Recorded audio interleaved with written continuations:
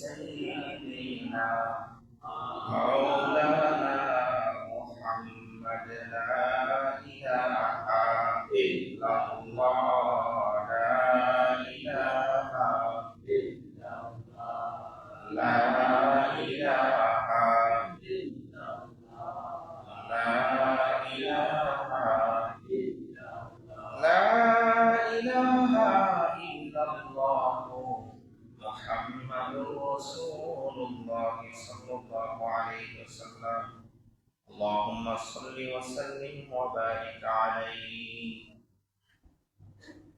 উপস্থিত সম্মানিত মুসলিমরা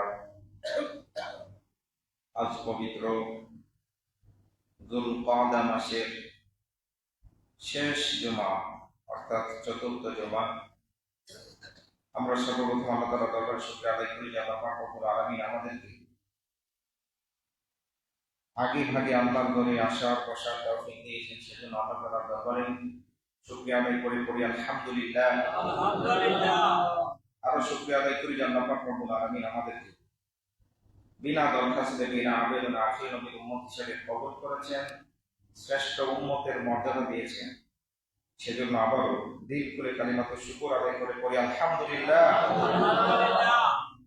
আজকে আমরা কথা বলবো কোরবানি সম্পর্কে, কোরবানির ইতিহাস এবং কোরবানির উদ্দেশ্য এই সম্পর্কে কথা বলবো। যেহেতু আরেকটি শুক্রবার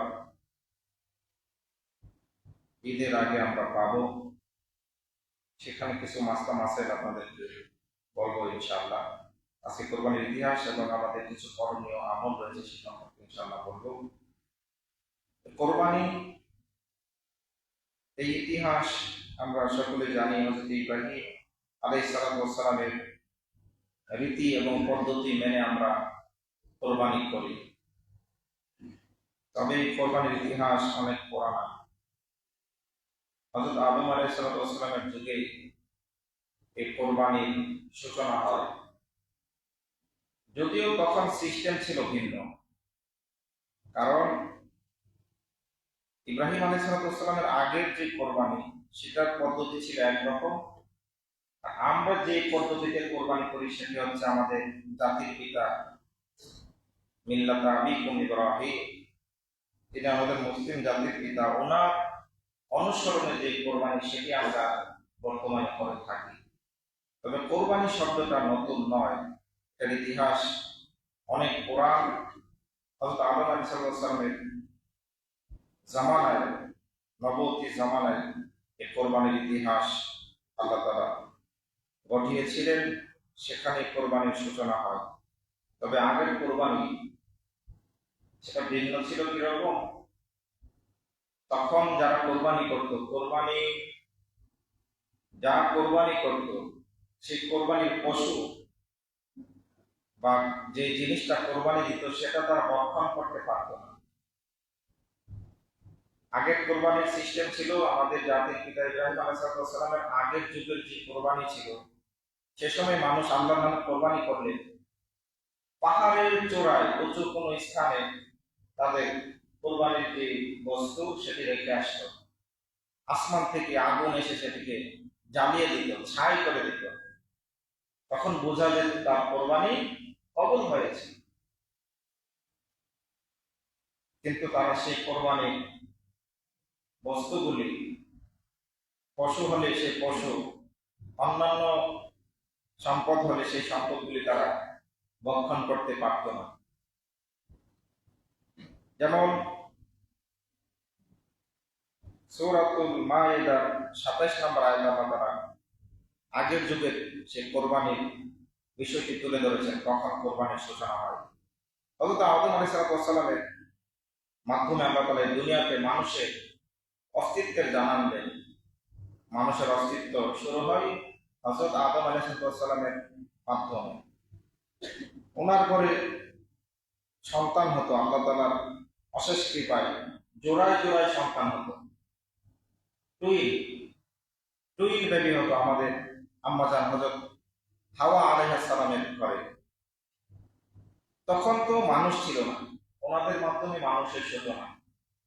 তখন আল্লাহ তাআলা বিবাহ বন্ধন, বিবাহ বন্ধনের যে সিস্টেম, সেই সিস্টেমটি ছিল যে আগের যে জোড়া, সেই জোড়ার ছেলের সাথে পরের জোড়াতে আবার ওই টুইন বাচ্চা যে হতো, সেখানে একটা ছেলে একটা মেয়ে হতো। সুবহানাল্লাহ পড়ে। আল্লাহ তাআলা ইচ্ছা করলে সবকিছুই কি পারেন। আল্লাহ তাআলার কাছে অসম্ভব কোনো কিছুই নেই। আমাদের তো টুইন বাচ্চা হলে দেখা যায় দুইটাই মেয়ে অথবা দুইটাই ছেলে। কি কথা বলেন, ঠিক না? আমাদের আদি পিতা আদম আলাইহিস সালামের সন্তান হতো জোড়ায় জোড়ায়, এবং সেখানে একটা ছেলে একটা মেয়ে। তখন মানুষ ছিল না, আদম আলাইহিস সালামের সন্তান ছাড়া অন্য কোনো মানুষ ছিল না। বিদায় আল্লাহ তাআলা তখন জরুরতের কারণে সাময়িক বিধান দিলেন যে দুনিয়াতে মানুষের অস্তিত্ব টিকিয়ে রাখতে হবে, সেজন্য তোমাদের আপন সন্তানদের মধ্যে বিয়ে হবে, তবে আগের জোড়ার সাথে পরের জোড়ার বিয়ে হবে। এখানে শুধু আপন বলতে যেটা নিষিদ্ধ থাকবে সেটা হচ্ছে তার সাথে যে বোন জন্মগ্রহণ করবে সেটা তার জন্য হারাম হবে, বাকি অন্য জোড়া থেকে সে বিয়ে করতে পারবে, এরকম নিয়ম ছিল। তো এরকম জোড়ায় জোড়ায় যখন সন্তান হলো, এক জোড়ায় হলো হযরত হাবিল এবং তার সাথে তার বোন হলো লিউজা। এর আগের জোড়ায় কাবিলের সাথে জন্মগ্রহণ করলো তার বোন আকলিমা, বা কোন বর্ণনে আসছে একলিমা। তো বিধান মতে কাবিলের সাথে বিয়ে হবে লিউজা এবং হাবিলের সাথে বিয়ে হবে আকলিমা বা একলিমা। কিন্তু কাবিল সে আগের জোড়ার সন্তান ছিল, বড় সন্তান, এজন্য সে জোর খাটালো। সে বলল যে না, আমি আমার সাথে যে বোন জন্মগ্রহণ করেছে একলিমা বা আকলিমা, তাকে আমি বিয়ে করব, কারণ সে ছিল পরম সুন্দর। মানুষ সবাই সুন্দরের পূজারী, কথা বলেন, ঠিক না? সবাই সুন্দরকে পছন্দ করে, অথচ আল্লাহ তাআলা সুন্দরকেও আল্লাহ তাআলা তৈরি করেছে, কালো যে ব্যক্তি তাকেও আল্লাহ তাআলা তৈরি করেছে। এবং এটা আমার কথা না, সায়েন্স বলে, বিজ্ঞান প্রমাণ করে, যারা কালো তাদের ভিতরে আল্লাহ তাআলা উপাদান বেশি দিয়েছেন। ওই একটা উপাদান বেশি থাকার কারণে তার গায়ের রং কালো হয়, সেই উপাদানটা না থাকার কারণে তার গায়ের রং সাদা হয়। সুবহানাল্লাহ বলবেন না? সুবহানাল্লাহ। সুতরাং আল্লাহ তাআলা কালোর ভিতরে নিয়ামত আরো একটা বেশি দিয়েছে। আপনি দেখবেন যারা অন্ধ তাদের দিশা খুব বেশি প্রখর হয়। আমরা এমনিতে যেতে পারবো না অন্ধকারে লাইট ছাড়া, তারা ঠিকই যেতে পারে। আল্লাহ তাআলা এরকম নিয়ামত দিয়েছেন, এই জন্য আল্লাহ তাআলার উপর সর্বদা তাওয়াক্কুল, বিশ্বাস, আস্থা প্রতিস্থাপন করতে হবে। কি কথা বলেন, ঠিক না? কাবিল আল্লাহ তাআলাকে মানল না। সে বলল না, আমি আমার সঙ্গে যে বোন জন্মগ্রহণ করেছে তাকে আমি বিয়ে করব। আল্লাহ পাক তখন আদম নবীকে বললেন, এ আমার পয়গম্বর, আপনি একটা ফায়সালা করেন তাদের মধ্যে, বলেন তাদের দুইজনকে আমি আল্লাহর নামে কোরবানি করার জন্য। সুবহানাল্লাহ, সুবহানাল্লাহ। যার কোরবানি আমি আল্লাহর দরবারে কবুল হবে সেই আকলিমাকে বিয়ে করবে। এরপর থেকে আল্লাহ তাআলা কোরআনুল কারীমের মধ্যে সূরাতুল মায়েদার ২৭ নম্বর আয়াতে বলেছেন, যেখানে আমি তেলাওয়াত করেছি খুতবা, আল্লাহ তাআলা বলছেন, ওয়াতলু আলাইহিম নাবা আবনাই আদম বিল হক। আল্লাহ পাক বললেন, হাবিব, এ আমার দোস্ত, আপনি আপনার উম্মতদের সামনে তেলাওয়াত করেন, বর্ণনা করেন, নাবা আবনাই আদম বিল হক, আদম আলাইহিস সালামের দুই সন্তান হাবিল এবং কাবিলের যে ঘটনা, সেই ঘটনা আপনি তাদের সামনে বর্ণনা করেন বিল হক, সত্য সহকারে, এক চুলো এদিক সেদিক করবেন না। সুবহানাল্লাহ, সুবহানাল্লাহ। এজন্য যখন কোন ঘটনা বর্ণনা করতে হয় তখন একদম একদম সত্যের আলোকে নিরেট সত্য ঘটনায় বর্ণনা করতে হয়, সেটা কোরআনুল কারীমের নির্দেশনা। আল্লাহ পাক বললেন, হাবিব আদম আলাইহিস সালামের দুই সন্তান, তাদের যে ঘটনা সেটি আপনি পুঙ্খানুপুঙ্খভাবে আপনার উম্মতের সামনে বর্ণনা করেন, আপনার উম্মতেরা সেখান থেকে শিক্ষা নিতে পারবে আল্লাহ পাক কার কোরবানি কবুল করবেন আর কার কোরবানি কবুল করবেন না।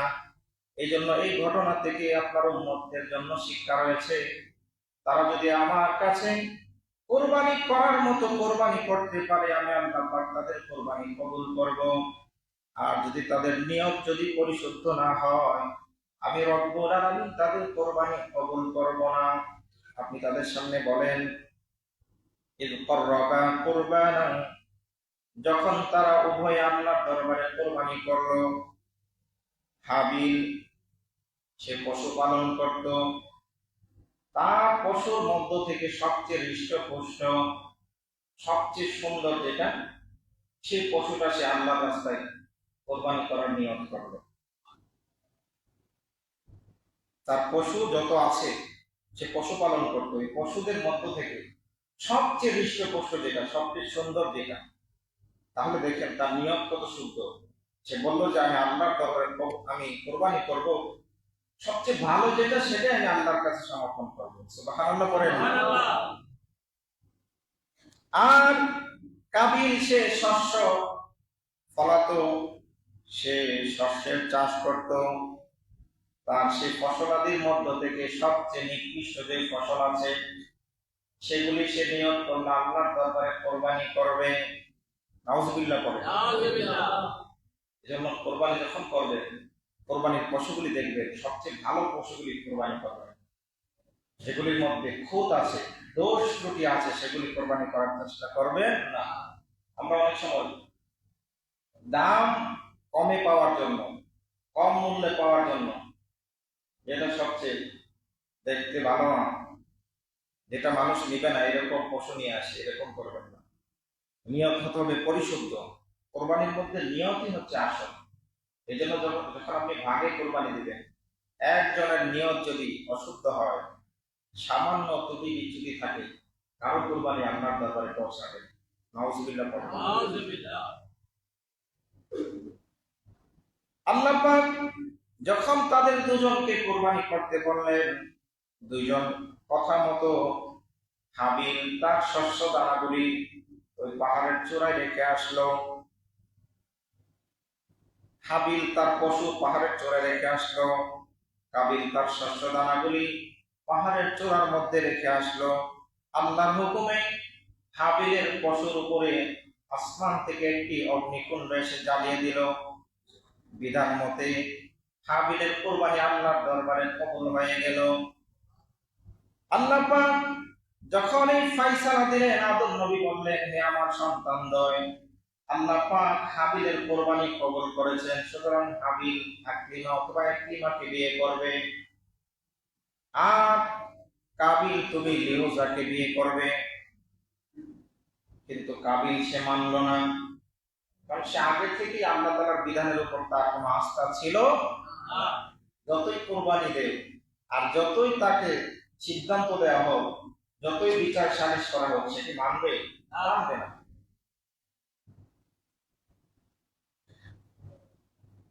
কারণ সে আল্লাহ তাআলার প্রতি তার কোনো আস্থা বিশ্বাস তার ছিল না।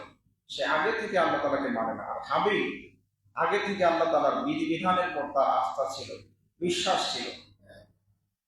আল্লাহ পাক বললেন, ফাতুকুবিলা মিন আহাদিহিমা, একজনের কোরবানি, তাদের দুইজন থেকে একজনের কোরবানি কবুল হলো। ওয়ালাম ইউতাকাব্বাল মিনাল আখার, অপরজনের কোরবানি আল্লাহর দরবারে কবুল হলো না। ক্বালা লা আকতুলান্নাক, এই ক্বালার ফাইল হচ্ছে কাবিল। কাবিল বলতেছে ক্বালা লা আকতুলান্নাক, আমি অবশ্যই তোমাকে হত্যা করব। কাবিলকে বলতেছে। হাবিল বললেন, তুমি আমাকে কেন হত্যা করবে? আমি তো তোমার উপর কোনো জুলুম করি নাই, আমি তোমার উপর কোনো ধরনের বিধান চাপিয়ে দেই নাই। আল্লাহ তাআলা যে বিধান দিয়েছেন, আমি তো সেই বিধানের উপর আমি অটল আছি। তখন সে বললেন, তোমার কোরবানি যে কবুল হয় নাই সেটার পিছনেও আমার কোনো হাত নাই।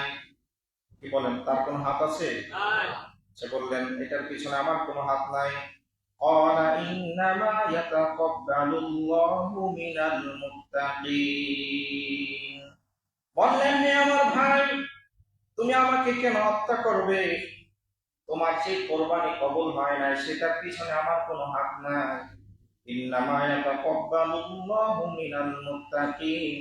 আল্লাহ পাক মুত্তাকিদের কোরবানি, মুত্তাকিদের ইবাদত, মুত্তাকিদের আমল আল্লাহ রাব্বুল আলামিন কবুল করে থাকে। সুবহানাল্লাহ। মুত্তাকি যে হবে তার কোরবানি, তার ইবাদত, তার যত আমল আছে সেগুলো আল্লাহ তাআলা কবুল করবে। আমি তো আল্লাহ তাআলার যে বিধান, আল্লাহ তাআলার যে হুকুম সেটার উপর আমি পূর্ণ আস্থাশীল, সেটা আমি মেনে নিয়েছি, সুতরাং এটা আল্লাহর পক্ষ থেকে এসেছে। এরপর পরের আয়াতে সে কি বললেন? পরের আয়াতে হাবিল বলল, লাইন বাসাত্তা, যদি লাইন বাসাত্তা ইলাইয়া ইয়াদাকা, যদি তুমি তোমার হাতকে আমার দিকে প্রসারিত করো আমাকে মারার জন্য, লিতাকতুলানি মা আনা বিবাসিতি ইয়াদিয়া লিআকতুলাক, আমি আমার হাতকে তোমার দিকে প্রসারিত করব না, তুমি আমাকে মেরে ফেললেও আমি তোমাকে মারব না। দেখেন, যারা আল্লাহর প্রতি বিশ্বাস স্থাপন করে, আল্লাহর উপর তাওয়াক্কুল করে, যে ব্যক্তি আল্লাহর বিধান মানে, তার ভিতরের বোঝ কতটুকু। এজন্য কোনো মুমিন বান্দা যে পরিপূর্ণ আল্লাহকে বিশ্বাস করে সে কোনো মানুষকে মারতে পারে না। এখানে সত্যের উপরে আছে হাবিল। কাবিল অসত্যের পক্ষে, কাবিল মারতে চাচ্ছে হাবিলকে, কিন্তু হাবিল বলল, তুমি আমাকে মেরে ফেললেও আমি তোমার দিকে হাত বাড়াবো না, কারণ আমি আল্লাহ তাআলার বিধানের উপর পরিপূর্ণ আস্থাশীল। সুবহানাল্লাহ, সুবহানাল্লাহ। এইরকম মুসলমান হতে হবে। এরকম মুত্তাকি হওয়ার কারণেই হাবিলের কোরবানি আল্লাহ তাআলা কবুল করেছে। এখান থেকে বড় শিক্ষা হচ্ছে নিয়ম পরিশুদ্ধ হতে হবে। যাই হোক, পরের যে ঘটনা সেটা আপনাদেরকে বলতে গেলে অনেক সময়ের প্রয়োজন, আমার অনেক আরো আলোচনা রয়েছে। এই হচ্ছে এখানে কোরবানির সূচনা, কোরবানির ইতিহাস। কিন্তু আমরা যে সিস্টেমে কোরবানি করি সেটা হযরতে ইব্রাহিম আলাইহিস সালামের যে ধারা সিস্টেম, সেই সিস্টেম অনুযায়ী আমরা কোরবানি করে থাকি। কিন্তু ইতিহাস শুরু হয়েছিল আদম আলাইহিস সালামের যুগে। সেখান থেকে শিক্ষা হচ্ছে আমাদের নিয়ত পরিশুদ্ধ হতে হবে। ওই সময়ে পশুটা যে সে কোরবানি করলো আল্লাহর রাস্তায়, তার কোনো আশা ছিল না সেখান থেকে এক টুকরা পশু সে ভক্ষণ করবে। কি আশা ছিল? কারণ তখন তো এরকম সিস্টেমই ছিল না। যার কোরবানি কবুল হতো সেটা সম্পূর্ণ জ্বালিয়ে পুড়ে ছাই করে দেওয়া হতো। কিন্তু আমরা তো আমাদের পশুর গোশত আমরা নিজেরাই ভক্ষণ করি, আমরা নিজেরাই সবকিছুই ভক্ষণ করি। তারপরেও আমাদেরকে নিয়ত ঠিক রাখতে হবে, নিয়ত হতে হবে হাবিলের মতো, তার মতো মুত্তাকি হতে হবে, তাহলে আল্লাহ তাআলা আমাদের কোরবানি কবুল করবেন। তো আসুন, আমরা যে সিস্টেমে কোরবানি করেছি এই সিস্টেমটি কখন চালু হলো? হযরতে ইব্রাহিম আলাইহিস সালাম, তিনি আমাদের জাতির পিতা, মুসলিম জাতির পিতা ইব্রাহিম নবী যখন ৮৬ বছরে উপনীত হন। কত বছর? ৮৬। তাফসীরের মধ্যে আসতেছে 86। ৮৬ বছর বয়সে কারো সন্তান হয় না, কিন্তু আল্লাহ তাআলা চাইলে হয়। আল্লাহ তাআলা চাইলে বাবা মা ছাড়াও সন্তান হতে পারে, পারে না? মানুষ হতে পারে না? আদম আলাইহিস সালামের বাবা মার নাম কি কেউ আছে? নাই, তিনি প্রথম মানুষ। আল্লাহ তাআলা তৈরি করেছেন। তো আল্লাহ তাআলা চাইলে আমার বাবা ছাড়াও সন্তান তৈরি করতে পারেন। হযরত ঈসা আলাইহিস সালামের মা আছে কিন্তু বাবা নাই। আবার আল্লাহ তাআলা বাবা মায়ের মাধ্যমেও সন্তান দিয়ে থাকেন। আবার বাবা মায়ের মাধ্যমে আল্লাহ তাআলা নিঃসন্তান হিসেবে রাখেন। 20 বছর, 25 বছর এবং সারা বছর মরণ অবধি তাদের সন্তান হয় না, এরকম মানুষ আছে না? আল্লাহ তাআলা ইচ্ছা করলে সবকিছুই পারেন। এই জন্য ৮৬ বছর বয়সে তিনি আল্লাহর কাছে দোয়া করলেন, আল্লাহ আমার কোনো সন্তান নাই, রব্বি হাবলি মিনাস সালিহিন। রব্বুল আলামিন, আমি এখন বুড়া হয়ে গেছি, বার্ধক্য বয়সে উপনীত হয়ে গেছি, কিন্তু আমি তোমার উপর থেকে নিরাশ নই। আমি জানি তুমি আমাকে এই বয়সে সন্তান দিতে পারো, উচ্চস্বরে বলুন সুবহানাল্লাহ। দেখেন তাদের ঈমান কত শক্ত মজবুত। যখন সম্ভব না, তিনি আল্লাহর কাছে বললেন, আল্লাহ তুমি চাইলে সম্ভব। এবং তিনি কিভাবে দোয়া করলেন, এখানে আমাদের জন্য শিক্ষা আছে। রব্বি হাবলি মিনাস সালিহিন, আল্লাহ তুমি আমাকে একটা সালেহ সন্তান দাও। শুধু সন্তান চাইলেই হবে না, আমরা আল্লাহর কাছে সন্তান চাই, আমাকে একটা ছেলে সন্তান দাও, হে আল্লাহ আমাকে একটা মেয়ে সন্তান দাও, হে আল্লাহ আমার তো কোনো সন্তান হয় না, যে কোনো একটা সন্তান দাও, এরকম দোয়া করি। কিন্তু নবীরা দোয়া শিখিয়ে দিয়েছেন দোয়া কিভাবে করতে হবে। তিনি দোয়া করলেন রব্বি হাবলি মিনাস সালিহিন, যেন কোনো সন্তান চাই না, সালেহ সন্তান চাই, নেককার সন্তান চাই। সুবহানাল্লাহ বলেন। এই জন্য আল্লাহর কাছে যখন চাইবেন বলতে হবে যে আল্লাহ আমি নেককার সন্তান চাই। বাবা মায়ের বড় ভূমিকা আছে, সন্তান সে নেককার বদকার হওয়ার পিছনে মা বাবার অনেক বড় ভূমিকা আছে। আব্দুল কাদের জিলানী, বড় পীর জিনাকে বলা হয়, উনি মায়ের গর্ভ থেকে 18 পারা মুখস্থ করে এসেছেন। কেন? গর্ভে থাকা অবস্থায় তার মা প্রত্যেক দিন, তিনি 18 পারার হাফেজা ছিলেন, 18 পারা পড়তেন। সেগুলি শুনে শুনে গর্ভের ভিতরে সে সন্তান সে সব কোরআন মুখস্থ করে ফেলেছে। মা বাবার একটা তাসির সন্তানের উপর থাকে, রক্তের একটা তাসির থাকে, জাতের একটা স্বভাব থাকে। এই জন্য মা বাবাকে ভালো হতে হবে। অনেক সময় সন্তানদেরকে হুজুরদের কাছে নিয়ে আসে যে হুজুর খুব বেশি দুষ্টামি করে, হ্যাঁ একটু দোয়া করে দেন, কিন্তু নিজে নামাজ পড়ে না, নিজে ঠিক নাই। আমার কাছে একবার একজন লোক আসছিল, তার হাতের মধ্যে এরকম ব্যাসলাইট, রূপার ব্যাসলাইট, গলায় রূপা লাগানো, হুজুর দোয়া করেন। আমি দোয়া কিভাবে করবো? আপনি নিজেই তো শুদ্ধ না, যেগুলি জায়েজ নাই সেগুলি আপনি পরিধান করছেন, ইসলামী কোনো লেবাস সুরত আপনার মধ্যে নাই, দেখলে বোঝা যায় না মুসলমানকে। আপনি দোয়া করেন আপনার সন্তান ঠিক হবে, কষ্টের কেন হবে? জন্য মা বাবাকে আগে ঠিক হতে হবে। জাতির পিতা শিখিয়ে দিয়েছেন রব্বি হাবলি মিনাস সালিহিন, আল্লাহর কাছে তুমি সৎ সন্তান চাবে এবং তুমি নিজে পরিশুদ্ধ হবে। আল্লাহ তাআলা বললেন, ইব্রাহিম তুমি আমার উপর এত তাওয়াক্কুল করেছ, তোমার এখানে সন্তান হওয়ার কথা না, তারপরও যেহেতু আমার উপর তুমি 100% ঈমান এনেছো, ফাবাশশারনাহু বিগুলামিন হালিম। আল্লাহ তাআলা বললেন, ইব্রাহিম যাও, তোমাকে আমি একটা হালিম ধৈর্যশীল এক সন্তান তোমাকে আমি উপহার দেব। কেমন ধৈর্যশীল, কেমন ভদ্র সন্তান সে ছিল, দেখেন আল্লাহ তাআলা পরক্ষণে বললেন, ফালাম্মা বালাগা মা'হু সা'য়া ক্বালা ইয়া বুনাইয়া ইন্নী আরা ফিল মানামি আন্নী আযবাহুকা ফানজুর মাযা তারা। এই সন্তান দিলেন 86 বছর বয়সে। তো এই সন্তানকে ভালোবাসা কি কম দিবে না বেশি দিবে? না পেয়ে এক সন্তান পাইছে, তাও বুড়া বয়সে। এই সন্তান যখন মাত্র চলাফেরা করতে পারে, তাফসীরের মধ্যে আসছে তখন বয়স হয়েছিল 7 কিংবা 9, 15 আসছে 13 বছর। একটু চিন্তা করে, 7 থেকে 8 বছর একটা বাচ্চা, এই বাচ্চার প্রতি মা বাবার দরদ কেমন থাকে?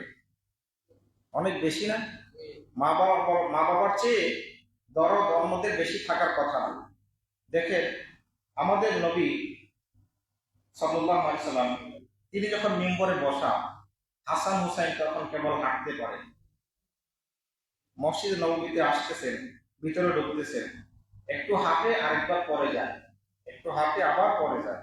নবীজি মিম্বর থেকে উঠে গিয়ে হাসান হুসাইনকে কোলে তুলে নিলেন, নিয়ে আবার মিম্বরে চলে আসলেন। বললেন, সাহাবীদেরকে বললেন, দেখো আল্লাহ তাআলা এই সন্তানদের মধ্যে কত মায়া মহব্বত রেখে দিয়েছেন। আমি নবী মিম্বরে বসা, আমার 2 নাতি কলিজার টুকরা মসজিদে নববীতে ঢুকে তারা পড়ে যাচ্ছিল, আমি সহ্য করতে পারি নাই, তাদেরকে কোলে উঠে নিলাম। এরকম মহব্বত সন্তানদের প্রতি। আর ছোট বাচ্চাদের প্রতি এমনি তো মহব্বত বেশি থাকে, কি বলেন ঠিক না? মাত্র 7-8 বছরের বাচ্চা হাঁটতে পারে এই বয়সে। আবার এই সন্তান সাধারণ সন্তান না, সাধনার সন্তান। সেই সন্তান সম্পর্কে আল্লাহ তাআলা ফরমান জারি করলেন, বললে, ইব্রাহিম, তোমার সেই প্রিয় বস্তু, তোমার সেই সন্তানকে আমার রাস্তায় কোরবানি করো। সারা জীবন আমাদের জাতির পিতা পরীক্ষা দিয়েছে, এমনিতে জাতির পিতা হন নাই, এমনিতে আল্লাহ তাআলা জাতির পিতা বানিয়ে দেন নাই। সব পরীক্ষায়, প্রথম সাময়িক, অর্ধবার্ষিক, বার্ষিক পরীক্ষায়, সব পরীক্ষায় তিনি বোর্ড স্ট্যান্ড করেছেন। সুবহানাল্লাহ বলেন। ফার্স্ট ক্লাস পেয়েছেন, এজন্য ওনাকে জাতির পিতা বানিয়েছে। নবদেশে আগুন থেকে শুরু করে যখন প্রতিকূল পরিবেশ, আশেপাশের কেউ নাই ওনার পক্ষে, আমরা তো এখন স্রোতে গা ভাসাই, ঠিক না? যখন যে দল ক্ষমতায় আসে আমি ওই দলের লোক। আগে এক সময় দেখতাম সব আওয়ামী লীগ, এখন সব বিএনপি হয়ে যাবে, আবার অন্য দল ক্ষমতায় আসলে অন্য দল হয়ে যাবে। আমি রাজনৈতিক কথা বলছি না, এটা বোঝানোর জন্য বলতেছি। আমরা এরকম ক্ষমতার পূজারী হয়ে যাই। ইব্রাহিম নবী স্রোতের গা ভাসান নাই, উনি ছিলেন সত্যের পক্ষে। আপনাকে শিক্ষা নিতে হবে, আপনি মুসলমান হলে এজ এ মুসলিম আপনাকে সত্যের পক্ষে থাকতে হবে, ক্ষমতার পক্ষে না। যেটা সত্য সেটা আপনাকে বলতে হবে। সেটা যদি বাচ্চাও ভুল করে, প্রধানমন্ত্রীও যদি ভুল করে, আপনি সেটার বিপক্ষে বলার মতো সৎ সাহস থাকলে আপনি মুসলমান। ইব্রাহিম নবী সমস্ত প্রতিকূলতার ভিতর থেকে তিনি বললেন যে না, তোমরা যেটা বলো সেটা সত্য না, তোমরা যার পূজা করো সেটা সত্য না। আল্লাহ তাআলা এক, তিনার কোনো শরীক নাই, এবং ইনি একমাত্র উপাস্য, ওনার ইবাদত করতে হবে। তখন ফলাফল কি হলো? ওনাকে আগুনে নিক্ষেপ করলেন। সবাই তার বিপক্ষে, আত্মীয় স্বজন, কাছের মানুষগুলি তার বিপক্ষে, তারপর তিনি ধৈর্য হারা হন নাই। সেই পরীক্ষায় পাশ করেছেন সমস্ত প্রতিকূলতার ভিতর থেকে। এরপরে সন্তান পেলেন ৮৬ বছর বয়সে। আল্লাহ বললেন কোরবানি করো।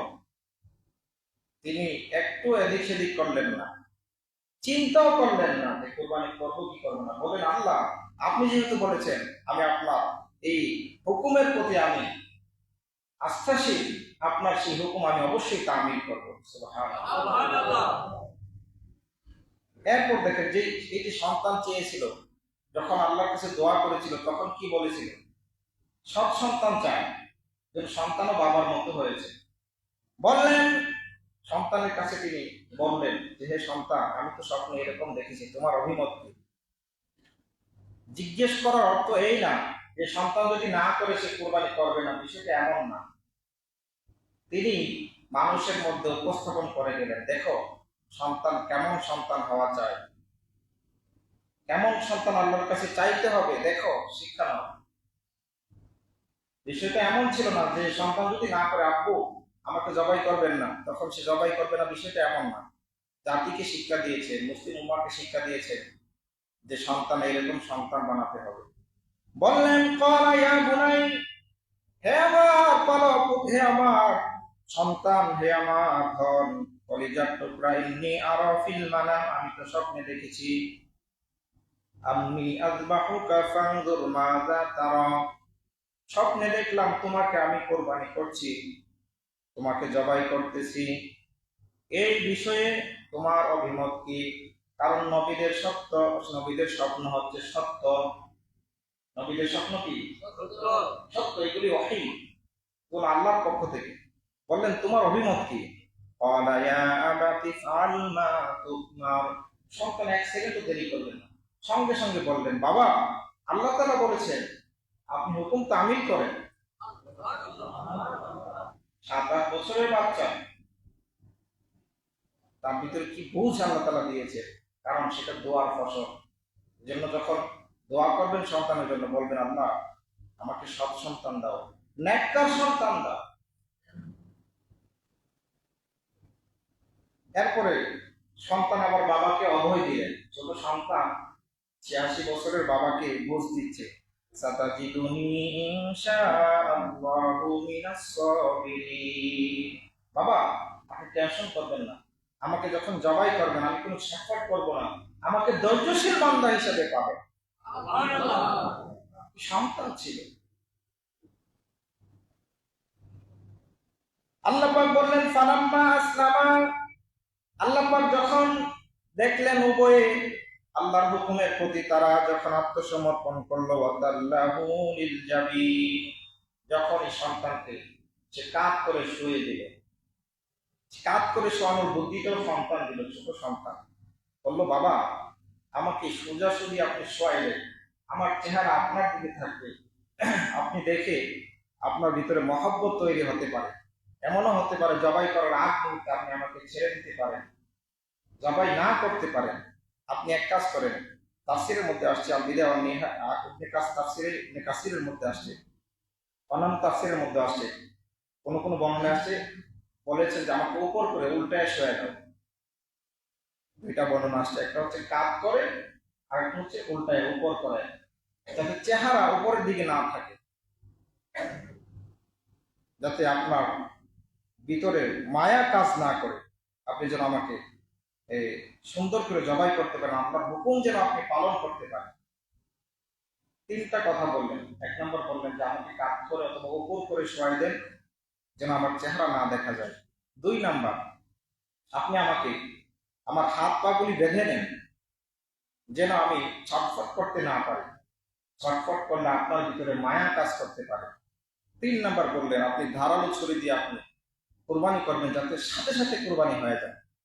এমন হতে পারে যখন আপনি কোরবানি করতেছেন, আমরা যখন গরু জবাই করি অনেক সময় কয়েকটা পুঁজ দেওয়ার পরও কোরবানি হয় না।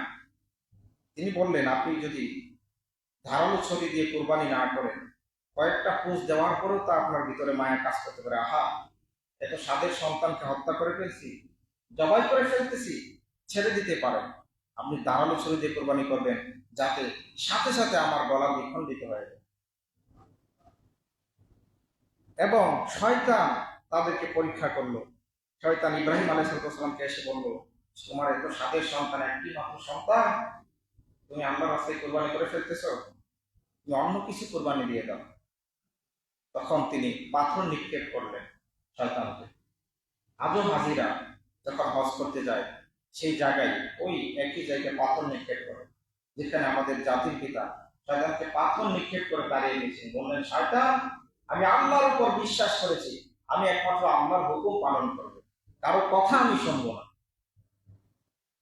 এরপর ধোঁকা দিলেন সন্তানকে।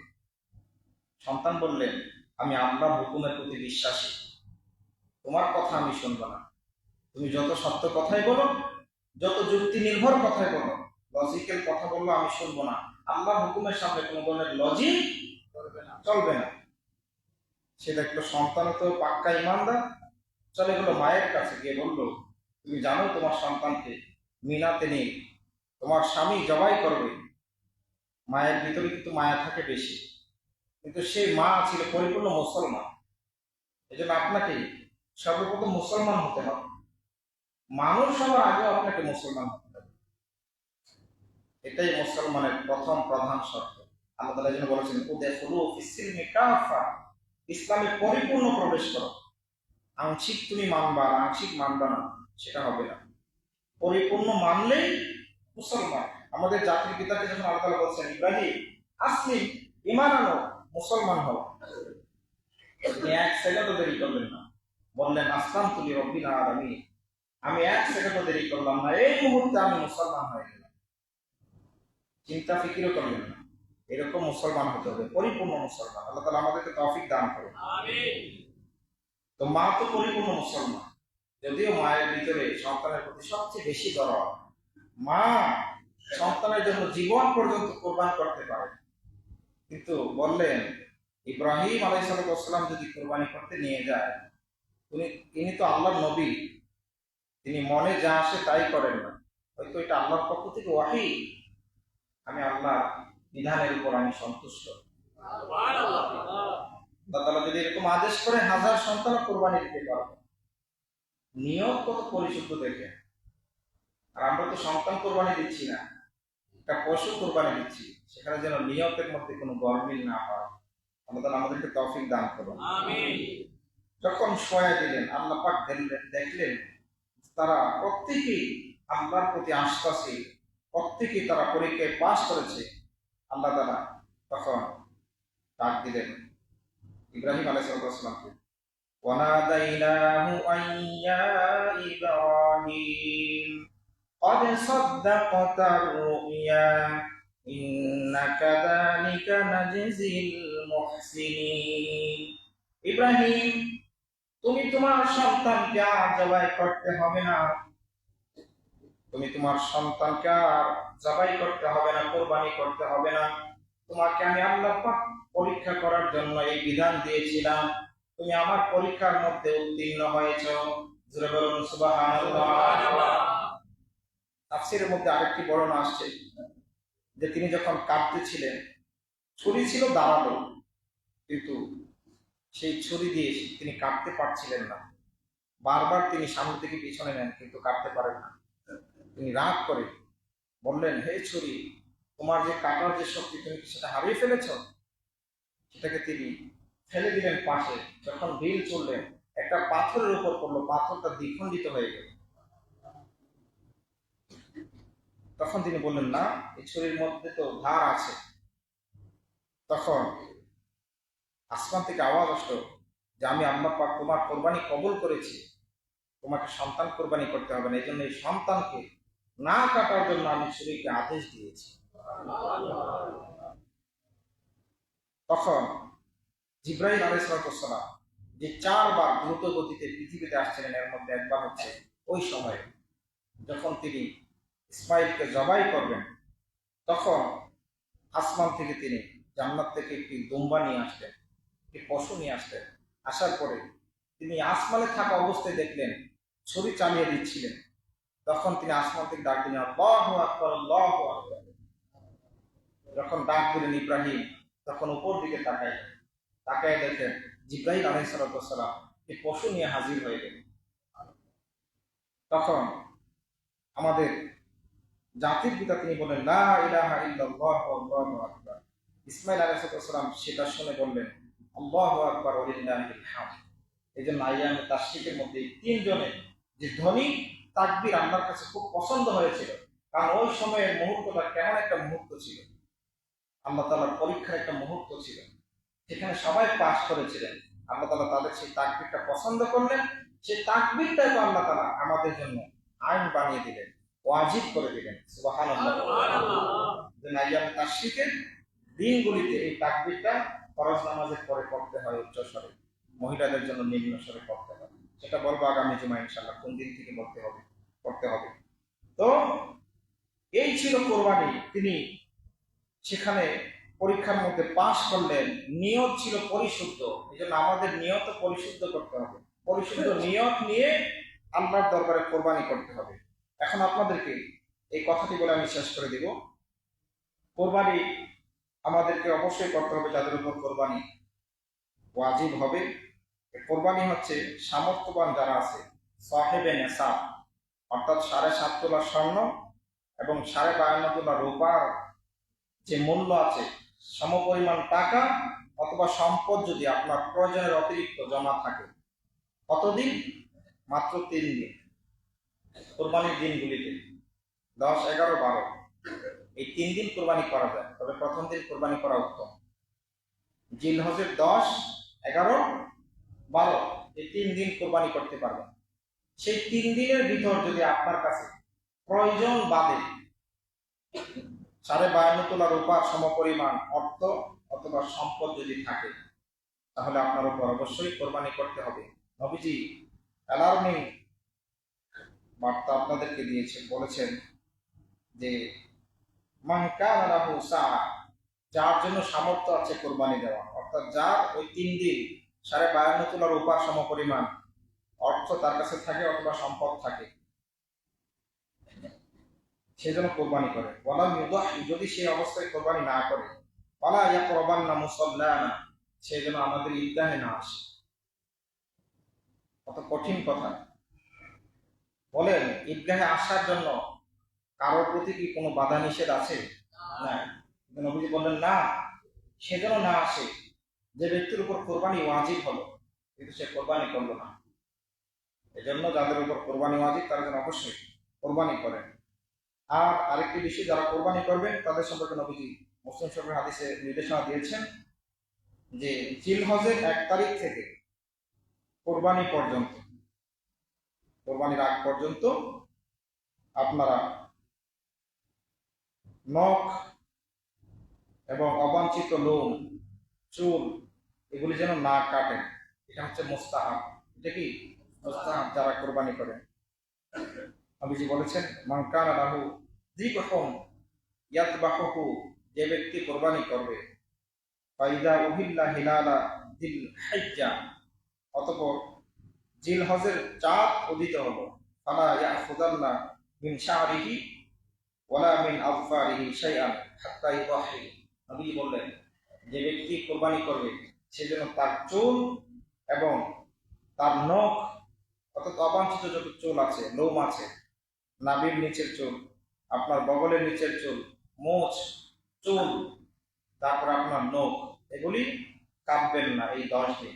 এজন্য জিলহজের চাঁদ ওঠার আগে আপনারা সেগুলি কেটে ফেলবেন। জিলহজের চাঁদ সম্ভবত সোমবার দিবাগত রাতে উঠতে পারে, অথবা না উঠলে মঙ্গলবারে অবশ্যই উঠবে। তো সোমবার দিনের ভিতরে আপনারা আপনাদের চুল, আপনাদের নখ এবং অবাঞ্ছিত যত পশম আছে সেগুলি কেটে ফেলবেন। আর যারা কোরবানি দিবেন না তারাও এই আমলটি করতে পারেন। নবীজির কাছে, এটা নাসাই শরীফ এবং আবু দাউদ শরীফের হাদিস, নবীজির কাছে এক সাহাবী এসে বললেন, ইয়া রাসূলুল্লাহ, আমার কাছে একটি পশু আছে, কিন্তু এটি আমার অত্যন্ত প্রয়োজন, এটা দিয়ে আমি জীবন ধারণ করি, দুধ দোহন করে সেটা থেকে আমি জীবন নির্বাহ করি, আমি কি সেটা কোরবানি করে ফেলবো? নবীজি বললেন, না, তুমি কোরবানি করো না, বরঞ্চ তুমি এই 10 দিন তোমার চুল কাটবে না, এই আমলগুলি তুমি করবে, এবং কোরবানির পর পর তুমি তোমার সেই চুলগুলি কেটে ফেলবে, নখ কাটবে, তোমার অবাঞ্ছিত যত লোম আছে সেগুলি কাটবে, সেগুলি আল্লাহর দরবারে কোরবানি হিসেবে কবুল হবে। এই জন্য এই আমলটি করার চেষ্টা করবেন। আপনারা আমাদেরকে তৌফিক দান করুন। ওয়া মা আলাইনা ইল্লাল বালাগ।